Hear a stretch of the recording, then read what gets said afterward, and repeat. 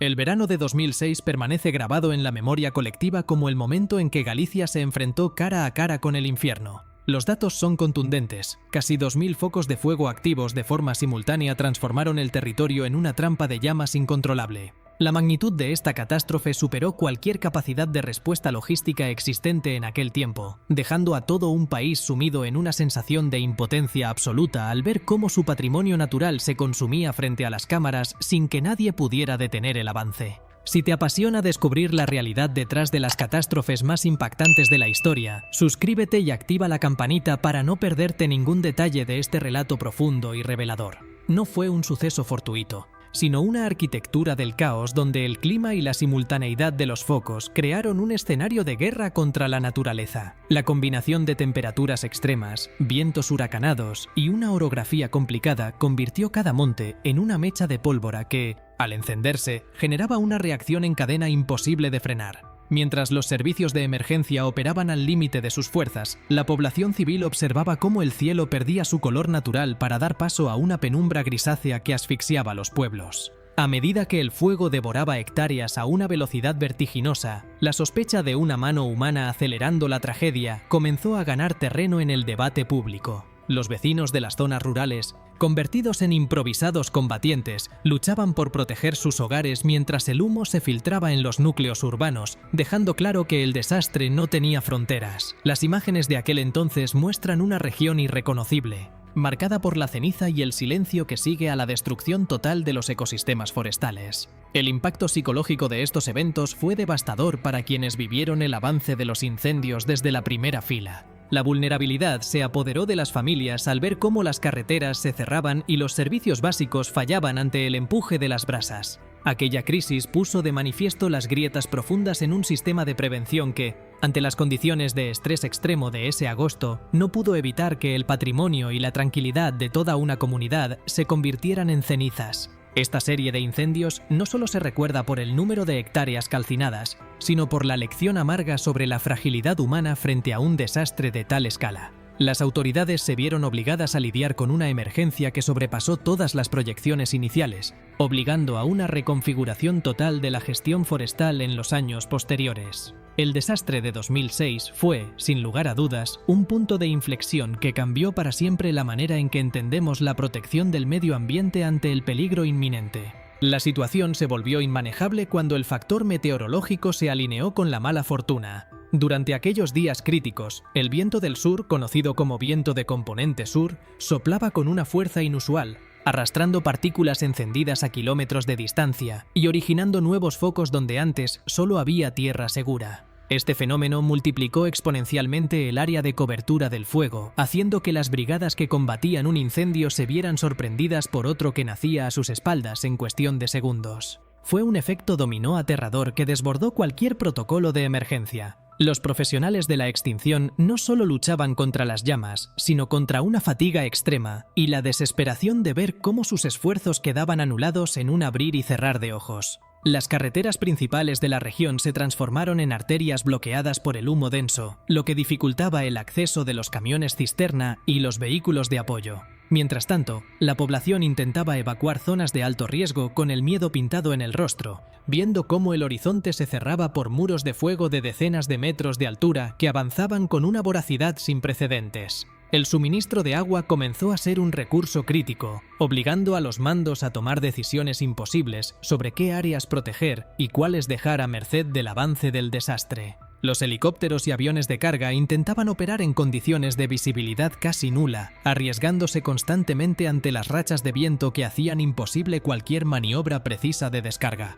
La infraestructura rural, incluyendo tendidos eléctricos, postes de comunicación y granjas, sucumbió rápidamente, dejando a miles de personas aisladas, sin electricidad ni formas de contacto en un momento donde la información era el activo más valioso. La cruda realidad es que la naturaleza no actuaba sola. El desastre era una mezcla explosiva de abandono del campo, el envejecimiento de la población rural y una planificación territorial que simplemente no contemplaba la magnitud de un evento de estas proporciones. Los montes, cubiertos en gran medida por especies de crecimiento rápido y altamente inflamables, se convirtieron en el combustible perfecto para alimentar un incendio que no distinguía entre zonas protegidas, cultivos o áreas residenciales. La impotencia de los efectivos en el lugar se veía reflejada en los rostros de los habitantes, quienes, ante el desborde institucional, se lanzaron al monte con ramas y cubos de agua en una lucha desesperada y desigual. Las noches durante aquel periodo fueron especialmente dramáticas. La oscuridad del campo se disipaba por un resplandor naranja permanente que se reflejaba en las nubes de humo, creando una atmósfera apocalíptica que impedía el descanso de cualquiera en la región.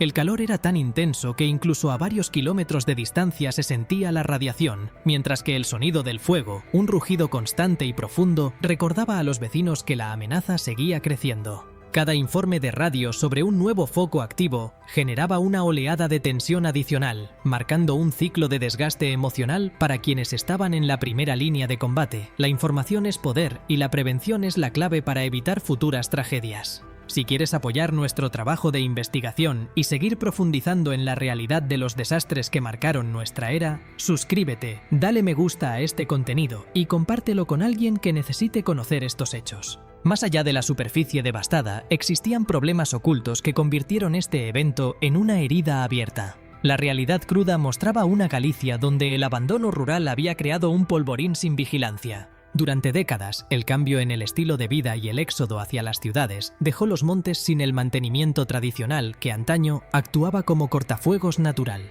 Cuando la vegetación crece sin control, el sotobosque se vuelve una masa densa de material seco, lista para arder al menor contacto con el calor extremo. Otro punto de fricción residía en la complejidad de la propiedad forestal. Muchos terrenos estaban fragmentados en parcelas tan pequeñas que realizar una gestión forestal coherente resultaba una tarea imposible. Sin un dueño claro o con intereses contrapuestos, las labores de limpieza preventiva brillaban por su ausencia en amplias franjas de terreno. Esta fragmentación no solo impedía la prevención, sino que complicaba cualquier intento de organizar una respuesta táctica cuando las llamas ya estaban devorando la superficie. La sombra de la intencionalidad también planeaba sobre el terreno, aportando un tinte de amargura a la catástrofe. Los informes oficiales destacaron que la inmensa mayoría de los incendios fueron provocados por mano humana. Ya fuera por negligencia, por intereses económicos ocultos o por una voluntad destructiva inexplicable, el hecho de que tantos focos nacieran simultáneamente en puntos estratégicos bajo condiciones de viento fuerte apuntaba a una táctica deliberada. Esto fracturó la confianza entre vecinos y generó un clima de sospecha que tardó años en disiparse. A nivel logístico, las carencias quedaron al descubierto de la forma más dolorosa. El sistema de extinción dependía en gran medida de medios aéreos que, en situaciones de viento extremo, quedaban inmovilizados en tierra por seguridad. La falta de maquinaria pesada capaz de operar en terrenos tan accidentados dejó a las brigadas de tierra con herramientas limitadas, obligándolas a realizar un trabajo físico extenuante que muchas veces resultaba insuficiente ante la velocidad de propagación del frente de fuego. La gestión política también fue objeto de un escrutinio feroz. Las críticas sobre la coordinación entre las distintas administraciones revelaron una estructura burocrática lenta y poco flexible para reaccionar ante una emergencia que cambiaba de escala cada hora. La falta de un mando único efectivo y la disputa por las competencias generaron un desconcierto que dejó a muchas zonas rurales sintiéndose abandonadas a su suerte. La realidad cruda era que, a pesar de los discursos, la estructura de protección estaba diseñada para incendios convencionales, no para un ataque masivo y coordinado contra el ecosistema. El saldo de aquel verano inolvidable fue un paisaje desolador que cambió para siempre la fisonomía de Galicia. Cientos de miles de hectáreas quedaron convertidas en cenizas, borrando del mapa ecosistemas completos y dejando una cicatriz que la naturaleza tardaría décadas en intentar sanar. La pérdida de biodiversidad fue incalculable, pero el golpe moral para los habitantes rurales fue, quizás, la consecuencia más profunda y difícil de medir. Muchos perdieron no solo sus cultivos o sus montes de aprovechamiento, sino una parte fundamental de su identidad y de su sustento diario, viendo cómo el trabajo de generaciones desaparecía en una tarde de viento y descontrol. La catástrofe de 2006 se convirtió en un punto de no retorno para la política forestal de toda la península ibérica. Tras la humareda surgieron nuevas leyes, protocolos de coordinación más estrictos y una inversión masiva en tecnología de vigilancia que buscaba evitar la repetición de un escenario tan devastador. Se entendió que el fuego no es solo un fenómeno ambiental, sino un desafío sociológico que requiere una gestión activa del territorio, la recuperación de la actividad agroganadera y una vigilancia constante sobre las zonas críticas. Sin embargo, el recuerdo de ese agosto sigue siendo una advertencia silenciosa sobre la fragilidad de nuestro entorno. A pesar de los avances técnicos y la profesionalización de las brigadas, la lección principal que dejó aquel desastre es que la prevención no es una tarea de unos pocos meses, sino un compromiso continuo. La limpieza de los montes, la creación de infraestructuras de defensa y la educación ciudadana son los pilares que mantienen a raya al desastre. Mirar atrás no debe servir solo para lamentar lo que se perdió, sino para reconocer que la seguridad del patrimonio natural depende de la conciencia colectiva. La tecnología ayuda, pero la responsabilidad compartida es lo único que puede evitar que el cielo vuelva a teñirse de gris por culpa de la negligencia o el abandono. Hoy, al observar los montes gallegos recuperados, es difícil imaginar la magnitud del vacío que quedó tras aquellas semanas de horror. No obstante, las marcas en la tierra y en la memoria de los testigos sirven como un recordatorio constante de lo ocurrido. Aquel evento nos enseñó que la naturaleza puede reclamar su lugar con una fuerza implacable cuando las condiciones se alinean, pero también demostró la capacidad de resiliencia de un pueblo que se negó a ser derrotado por el fuego. La reconstrucción no fue solo física, sino también mental, forjando una sociedad mucho más alerta y precavida ante los riesgos que amenazan su entorno natural cada verano. Finalmente, este episodio debe entenderse como un espejo donde mirar las debilidades del presente. Los incendios no han desaparecido, siguen acechando en cada época de sequía, esperando el descuido más pequeño para repetir la historia. La lucha contra el fuego es una batalla silenciosa que se libra día a día,